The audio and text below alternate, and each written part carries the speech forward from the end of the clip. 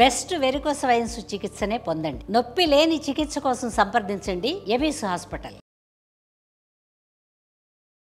నమస్తే రమగారు. నమస్తే రమగారు, మనకి ఏదైనా సమస్య వచ్చినప్పుడు, ఆపద వచ్చినప్పుడు వెంటనే దేవుడికి ఒక మొక్కేసుకుంటాం.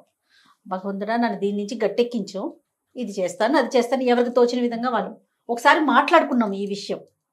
కానీ మళ్ళీ ఎక్కువగా నేను దీనికి సంబంధించి కామెంట్స్లో వింటూ ఉన్నాను అనమాట. అందుకని మీ ముందు ఉంచుతున్నాను. మొక్కిన మొక్కు తీర్చుకోకపోతే ఏమవుతుంది? ప్లస్ ఎక్కడికో వెళ్దాం అనుకుంటాం, అక్కడికి వెళ్ళలేకపోతాం. దగ్గరున్న చోట ముగించుకుందామని కూడా అనుకుంటాం, అదే దేవాలయం అనుకుందాం. అప్పుడు ఏమన్నా సమస్య? అసలు ఒక పీరియడ్ ఉంటుందా? ఏదంటారు చూడండి, సూక్ష్మంలో మోక్షం. కరెక్ట్గా చెప్పింది రమగారు. అంతే. ఓకే, అలాంటివి ఏమన్నా ఉంటాయా? సూక్ష్మంలో మోక్షం ఉంటుంది. వేల్పుల మొక్కులు 1000 ఏళ్ళు, దేవుళ్ళకి మొక్కిన మొక్కులు ఎన్నాళ్ళకైనా తీర్చచ్చు. ఇంకొక డౌట్ చూడండి. ఇప్పుడు ఫర్ ఎగ్జాంపుల్ మన ఇంట్లో ఎవరికో బాగోలేదు, అమ్మ నేను వచ్చి నీకు చీర పెట్టుకుంటాను తల్లి, తగ్గిపోతే అని అట్లా అనుకున్నాం ఫర్ ఎగ్జాంపుల్. ఆ వ్యక్తిని కూడా తీసుకెళ్లాలా, మనం వెళ్ళి తీర్చుకురావాలా? ఏ వ్యక్తిని? ఎవరి గురించి అయితే మనం మొక్కుకున్నామో ఓహో, వాళ్ళని కూడా తీసుకుని వెళ్ళాలా? తీసుకెళ్తే మంచిదే, తీసుకెళ్ళపోయినా పర్వాలేదు. మనం మొక్కుకున్నాం కాబట్టి మనం చేయొచ్చు, పర్వాలేదు. వ్యక్తులు రాకపోతే ఏం చేస్తాం? అందుకని అలాంటివి పెట్టుకోకూడదు. ఈ వ్యక్తిని తీసుకొచ్చి మొక్కుంటాను, తీసుకొస్తాను అని చెప్పేవనుకో, నువ్వు చెప్పింది చెప్పినట్టు చెయ్యాలి. మనం సాధారణంగా అలా చెప్పం కదా, ఏమనుకుంటాం, దేవుడా ఈ గండ నుంచి గట్టెక్కించు, నేను వస్తాను అనుకుంటాం, చాలు. అంతే, చాలా. మొక్కునేటప్పుడు ఒళ్ళు దగ్గర పెట్టుకుని మొక్కోవాలి. జయ, మనం మనుషులకి మాట ఇస్తాం. మామూలుగా వస్తాను రామగారు అంటావు నాకు మా ఇంటికి, నువ్వు రాలేదు, నేను నీకోసం చూస్తా, పని మానుకొని చూస్తా.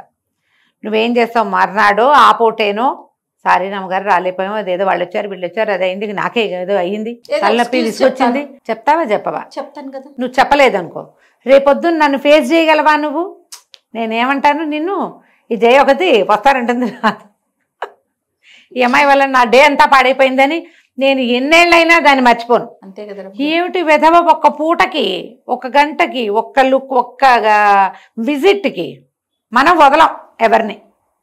నువ్వు భగవంతుడికి నాకు ఇంత పెద్ద కష్టం వచ్చింది, నీ కర్మానుభవం వల్ల వచ్చిన కష్టం నుంచి తప్పించమని ఆయన అడిగి, ఆయన నీకు ఒప్పుకుని సరే దీని సంగతి చూద్దామని నిన్ను పెద్ద గుండెల్లో పడేయకుండా ఏదో కాస్త గట్టు మీద కాలు తొట్టుపడి పడేలాగా నిన్ను చేస్తే, నువ్వేం చెప్పావో అది చెయ్యవా?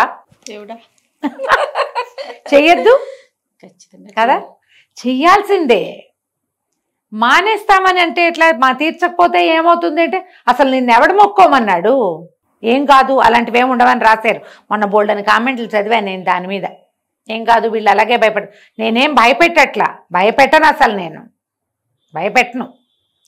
నువ్వు ఒకరికి మాట ఇచ్చావు, నువ్వు మాట నిలబెట్టుకుంటావా నిలబెట్టుకోవా? ఒకటి, నిలబెట్టుకోలేవు, మాటలు ఇవ్వకు. నువ్వెందుకు మాట ఇస్తావు? ఊరుకోవచ్చుగా, నువ్వే మానవ ప్రయత్నం చేసుకోవచ్చుగా, నీకు కుదిరిందే చేసుకోవచ్చుగా. నీకు కుదరంది, నువ్వు చేయలేనిది, దుష్కరమైనది ఎందుకు అడుగుతావు? ఎందుకు చెప్తావు? చెప్పేటప్పుడేమో బారు బూరు 36 చెప్తావు, చేసేటప్పుడు ఒకటి చేస్తా, అది నాకు కుదరలేదు, ఇది నాకు కుదరలేదు, మా ఆయన ఒప్పుకోలేదు, మా అమ్మాయి రాదు, మా ఇంట్లో వాళ్ళు ఎవరు సహకరించరు, నాకు సమయం సరిపోవట్లేదు, మర్చిపోయాను, ఆ వేగంలో ఉద్వేగంలో అనేసుకుని తర్వాత మర్చిపోతావా? అన్ని మొక్కేసుకుంటావా? ఇన్ని చోట్లకా చేసేది? ఎందుకు చెప్పు? మేమేమన్నా బలవంత పెట్టాము? అది ఇప్పుడు నేనైతే జయ మా ఇంటికి రా అని పిలిచాను నేను, నువ్వు వస్తానను, నువ్వు నేను 2 మనుషులవే కాబట్టి ఇక్కడ ఇద్దరం.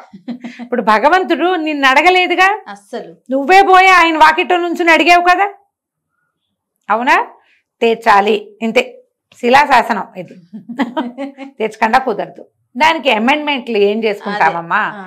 అంత పై ఊరు వెళ్ళలేవు, ఇక్కడున్న వెంకటేశ్వర స్వామి గుళ్ళో తీర్చుకో, మొక్కు తీర్చేసి తర్వాత ఎప్పుడో కుదిరినప్పుడు వెళ్దువు గాని, కుదరలేదు వచ్చేసారి పుట్టి మళ్ళీ వెళ్దువు గాని అక్కడికి. మొక్కుకి తప్పదు. ఇప్పుడు ఇంకోటి, ఏదో ఇంత ఇస్తానన్నావు, పెద్దది ఇస్తావు, 1 లక్ష రూపాయలు ఇచ్చేస్తానన్నావు, ఇవ్వు. లక్షలు మొక్కకు, 5దో 10దో మొక్కు చెయ్యి, ఇది తప్పదు.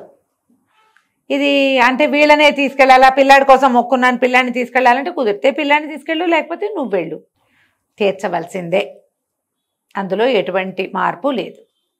ఇప్పుడు నువ్వు తీర్చలేదనుకో, మనకు ఒక లెక్క ఉంది, భగవంతుడు తీసుకుంటాడు నీ దగ్గర. ఆయనకు కూడా పంతం ఉంటుందా రమ్మగారు? మన మీద? ఖచ్చితంగా ఉంటుంది. ఆయనకు కాదు, సమయానికి ఉంటుంది.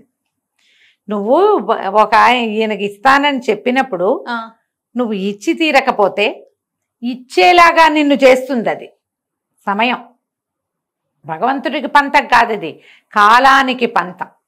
నేను ఇస్తానని చెప్పి నువ్వు కర్మబంధంలో చిక్కుకున్నావు, ఆ బంధం అలాంటిది. కర్మలు నిన్ను వదలవు అని ఎన్నిసార్లు చెప్పుకున్నావమ్మా? అవును. మొక్కు కూడా కర్మే కాదు, మొక్కు కూడా కర్మలే. నువ్వు మా ఇంటికి వస్తానని చెప్పడం ఎట్లా కర్మో, దేవాలయానికి వస్తానని చెప్పడం బలీయమైన కర్మ. అది అసలు వదలదు నిన్ను. నేనైనా వదిలేస్తా, వస్తానన్నావు రాలేదంట, అంతే. అంతకంటే నేను చేసేదేం లేదు. కానీ ఒప్పుకోదు కాలం, వచ్చేలాగా చేస్తుందమ్మా, అంతే. ఇంకా ఆలోచింప చేసేలాగా ఉంది రమ్మగారు. మీరు ఆలోచించండి. అందుకని ఏదైనా మొక్కుకునేటప్పుడు విపత్కర పరిస్థితి వచ్చినప్పుడు సమీపంలో మొక్కుకోండి. ఉద్వేగంగా అయిపోయి మీరు ఎక్కడికైనా మొక్కితే ఎవరికైనా చెప్పండి, అప్పుడు మీరు మర్చిపోకుండా ఉంటారు. మొక్కటం అంటే మాట ఇవ్వటం అమ్మా. మాట ఇస్తే దాన్ని నిలబెట్టుకోవాలి, ఇంతే. ఇదే సూత్రం, ఇంకేం లేదు అందులో. మొక్కు దైవము కాదు, మాట నిలబెట్టుకోవడం అంతే. ఎవరితోటైనా నిలబెట్టుకోవాల్సిందే మనం. చిన్న బుజ్జి కథ ఒకటి చెప్తాది. ఒక్క చిన్న డౌట్ అడుగు. మొక్కుని మనం ఏ రూపంలో మొక్కుకున్నామో అలానే తీర్చాలా? ఫర్ ఎగ్జాంపుల్, తల్లి నీకు వచ్చి ఒక చీర పెట్టుకుంటా, ఇది ఒక మొక్కు.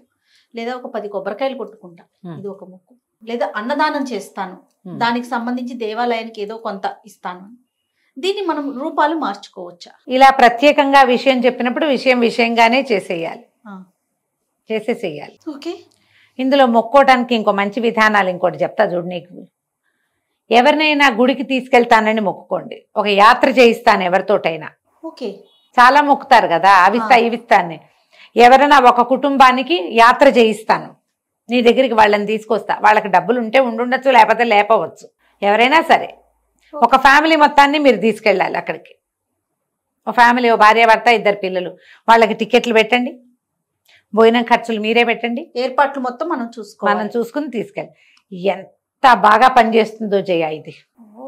ఎప్పుడు మాట్లాడుకోలే. ఎవరికైనా యాత్ర చేయించటము చాలా మంచి ఫలితాన్ని ఇస్తుంది. నేను మిమ్మల్ని గుడికి తీసుకెళ్తాను రండి అని ఎవరైనా ఫ్రెండ్స్ని పిలిచామనుకో, మనిద్దరం కలిసి గుడికి వెళ్ళటం వేరు, మనం ఆ వాళ్ళని తీసుకెళ్ళటం వేరు. పాయింట్ అర్థమైందా నీకు? రైట్. మనమే వెంబడి పెట్టుకెళ్తాం, అదేదో ఊరు వెళ్తాం, వీళ్ళు తీసుకుపోతాం. పొద్దునుంచి సాయంత్రం దాకా ట్రిప్పు తీసుకెళ్ళి, మధ్యలో వాళ్ళు దక్షిణ కానుక వాళ్ళది వాళ్ళే వేసుకుంటారు, పర్వాలేదు. యాత్ర ఫలితం నీ అకౌంట్లో పడుతుంది. ఓకే. ఇప్పుడు షూటింగ్ల కోసం అప్పుడప్పుడు మిమ్మల్ని తీసుకెళ్తాం, నీదే అది సుమన్ టీవీగా పడిపోతుంది అది. ఒకవేళ నన్ను ఎక్కువ గుళ్ళకి తిప్పావనుకో నువ్వు, అదంతా నీదే. నాకే వస్తుంది. నేను చూసిన ఫలితం, నేను దక్షిణ వేసిన ఫలితం, నా పేరిట అక్కడ నేను అర్చన చేయించుకుంది నాది, నన్ను తీసుకెళ్లిన ఫలితం నీది.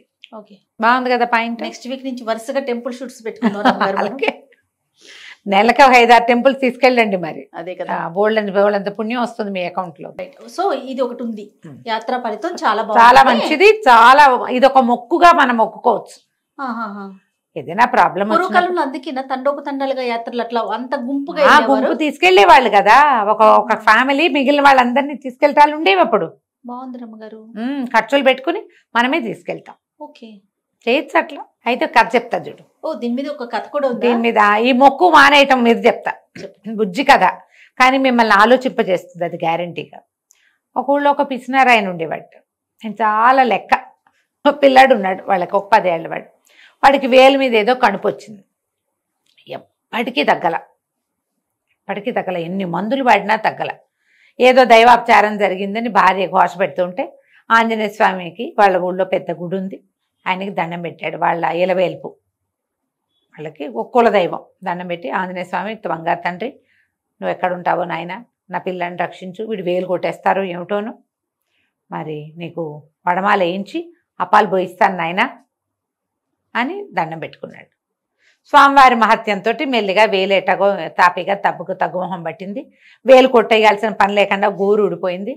పిల్లాడు ఏదో కొన్నాళ్ళు ఇట్లా చేయి పైకి పెట్టు తిరిగాడు, కానీ మేము నిదానంగా తగ్గింది. బయటకు వెళ్ళటం మొదలుపెట్టాడు. భార్య గుర్తు చేసింది, ఏమండి మొక్కుంది అని. అవును, వడమాలు ఎందుకులే స్వామివారికి, 2 ఎందుకు, వడమాలు మాలాను అప్పాలు పోయిచ్చేద్దాం అని చెప్పాడు. సరే అప్పాలు పోయించే రోజు వచ్చింది. 200 రూపాయలు కట్టాలి అప్పాలు పోయాలంటే గుళ్ళో. 200 పెట్టి అప్పాలు చేయిస్తే స్వామివారు ఈ గుళ్ళో ఉన్న అర్చకుడు ఏం చేస్తాడు, సగం మనకిచ్చి సగం అందరికీ పంచిపెడతాడు. ఎందుకు? అది కూడా ఎందుకు వారికి వీరికి పంచిపెట్టేదానికి? స్వామివారు ఏం తిండ కదా, అప్పాలన్నీ తింటాడే ఏమిటి ఆంజనేయ స్వామి? మడమాలు వేసుకుంటే ఇవాళ వేస్తే రేపు పొద్దున్న తీసేస్తారు, మడమాలని అందరికీ పంచేస్తారు. పొద్దున వేసి సాయంత్రం పంచేస్తారు. అందుకని అదొద్దు. అప్పాలు వేసినా అప్పాలు పోసిన స్వామివారికి అందరికీ పంచేదే వద్దు. అర్చన చేయిస్తాను, ఆకు పూజ చేయిస్తానని ఒప్పుకున్నాడు. ఆకు పూజ సమయం కూడా వచ్చింది. శనివారం ఆకు పూజ అనుకున్నారు. శుక్రవారం అనిపించింది ఆకు పూజకైనా 100 రూపాయలు. ఆకు పూజ అయినా 100 లేనిదే అవదు. ఇన్ని కొనాలా? 180 అయినా ఆకులు కొనాలా? సరే ఎందుకు వచ్చింది ఆకు పూజ? ఎవరు వేసుకోరు పెట్టరు. ఎవరికైనా ఆకులు ఇచ్చామనుకో వాళ్ళందరూ ఊరికే వాళ్ళ ఇంట్లోకి వెళ్తాయి. ఎవరు వేసుకుంటున్నారు ఈ రోజుల్లో ఆకులు? వేస్ట్. సరే అర్చన చేయిద్దాం. అర్చన చేయించడానికి కొబ్బరికాయ కొడితే సరిపోతుంది. ఆయన గుడి దాకా వెళ్ళాడు. గుడికి వెళ్ళిన తర్వాత కొబ్బరికాయ అడిగాడు బయట. 12 రూపాయలు అన్నా. అనేసరికి ఈయనన్నాడు 12 ఏమిటి, మొన్నేగా 8 రూపాయలకు తీసుకున్నాను అన్నాడు. అనేసరికి ఎందుకు కాదండి, రాముడు గారి తోటలో కనుక మీరు వెళ్ళారంటే వాళ్ళు 8కే ఇస్తారు. నేను అక్కడి నుంచే తెచ్చా. అక్కడి నుంచి తీసుకొచ్చి పీసులు తీసి మరి దేవాలయం దగ్గర పెట్టినందుకు నాకు ఆ మాత్రం 4 రూపాయలు వద్దు కాయ మీద. అందుకనండి నేను 12 పెట్టాను. మీకు కాయ కావాలంటే రాముడు గారి తోటలోకి వెళ్ళండి, మహారాజుగా కొనుక్కోవచ్చు అక్కడే, నేను అక్కడి నుంచేగా తెచ్చాను అన్నాడు అక్కడ ఉన్న సుబ్బరాజు గారు. సరే బాగుంది. ఈయన దేవాలయం వదిలిపెట్టి రాముడు గారి తోట వైపుకి అడిగేసేసాడు. తోటలో కాయలు దింపుతుంటే మరి ఎంతండి కాయ అన్నాడు. ఆయన 8 రూపాయలు అంటే, ఎందుకండి 8 తోటలో ఇచ్చి ఇప్పుడేగా దింపుతున్నారు, 5 రూపాయలకి ఇవ్వండి అన్నాడు. 5 కాదు కానీ 6కి ఇస్తాను, మీరే పీచు తీసుకోండి అన్నాడు. పీచులు తీసిస్తాం మేము. పీచు తీయద్దు అంటే మీరే తీసుకోండి, 6 రూపాయలు ఇవ్వండి. సరే కొబ్బరికాయ తీసుకున్నాడు. నేనే పీచు తీసుకుంటా, ఏముంది మనకు వచ్చిన పనే కదా. గుణప నిలబెట్టి ఉంటుంది, పల్లెటూళ్ళల్లో తీసే అలవాటు ఉంటే కొబ్బరికాయ పీచు ఎట్లా తీయాలి, కాయను పట్టుకుని గుణపని గీసి ఇట్లా కొట్టి ఇట్లా లాగితే డెప్ప వస్తుంది. ఈయన బాగా లాగాడు, వచ్చింది చెయ్యుడి చేతిలోకి వచ్చింది. గుణపం మీద కొబ్బరికాయతో పాటు ఈయన చెయ్యి కూడా దిగిపోయింది. లబో దిబో రాముడు గారు వాళ్ళ పాలేరు కలిసి ఆ గుణపాన్ని ఎట్టగో ఇతని చేతి నుంచి బోడ తీశారు. చెయ్యి సగం చీరిపోయింది. ముందు వెనక కుట్లు పడి వేయాల్సి వచ్చింది. ఆసుపత్రికి వెళ్లాల్సి వచ్చింది. ఆ ఊళ్ళో ఒంటెద్దు బళ్ళు ఉన్నాయి, ఓ బండి ఎక్కిచ్చారు. దూరపు ఆసుపత్రికి తీసుకెళ్లారు. ఈ కుట్లు అయితే నే వేస్తా కానీ వెనక కుట్లు నేను వేయలేనన్నాడు డాక్టర్.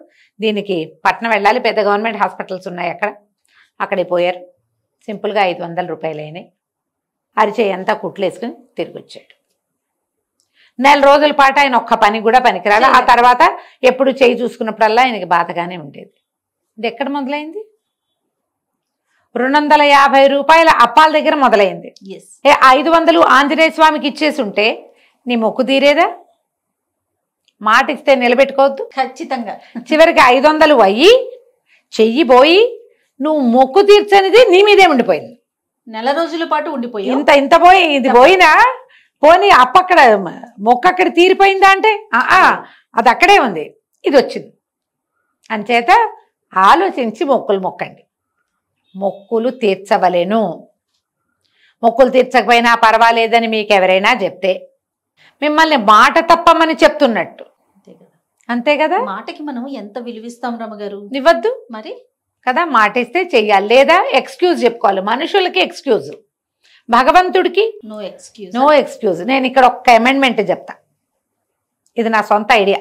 చెప్పండి. ఇప్పుడు ఇంత సొమ్ము చెల్లించి మీరు ఏదైనా చెయ్యలేకపోతారు, మొక్కు తీర్చుకోలేకపోయారు, భగవంతుడికి చెప్పుకోండి నాకు శక్తి లేదు, నేను చేయలేను, నా వల్ల అవ్వదు. దీని బదులు ఎవరికైనా నలుగురికి సహాయం చేస్తాను, ఆపదలో ఉన్నవాడిని ఆదుకుంటాను, వాడి పక్కన నుంచుంటా, నేను నా మొక్కు తీర్చుకోని బాధాన్ని నన్ను వదిలిపెట్టు, నా వల్ల కాదు ఇది అని మీరు చెప్పచ్చు. ఎవరైనా చేస్తారా? చేయాలి? చేయరు కదా. చేయలేరు. ఆ ఆలోచన రాదు రమ్మగారు. మానేస్తే ఏమవుతుంది అంటారు. మరి ఎందుకు మొక్కావు నువ్వు? అది అంటే కనిపించిన వారికి కదా మనం మొక్కుకున్నది, కనిపించే వారికే తప్పించుకుని తిరుగుతున్నాం. కనిపించని వాడు కాదు, కనిపించని వాడే కానీ ఆయన ఉన్నాడని నమ్మే కదా అడిగేవు. అది అది గుర్తుండదు గారు అమ్మగారు, అది ఇప్పుడు నేనేమన్నా మన ఎదురుగుండా కనిపించే మనుషులకే మాట ఇచ్చి తప్పించుకు తిరుగుతున్న రోజు ఇది. దేవుడి దగ్గర తప్పించుకోలేరమ్మా మీరు? అది ఆయన సర్వాంతర్యామి. సర్వాంతర్యామి కదా, దేవుడి మొక్కుల దగ్గర మీరు తప్పించుకోలేరు. మీ మొక్కు మీ బాకీగా మీ నెత్తి మొహం మీద రాయబడి ఉంటుంది. మీరు రేపొద్దున ఎక్కడో పుడతారు కదా, అది మోసుకుంటూ వెళ్తారు అక్కడికి. ఇక్కడ మీకు ఒక అనుభవ కాలం ఉందిగా, ఏం చేయి విరిగింది, అది ఎలాగూ తప్పదు, ఆలోచించుకోండి. తప్పకుండా రమ్మగారు, చాలా మంచి విషయం మాట్లాడుకున్నాం. నమస్తే. నమస్తే జయ.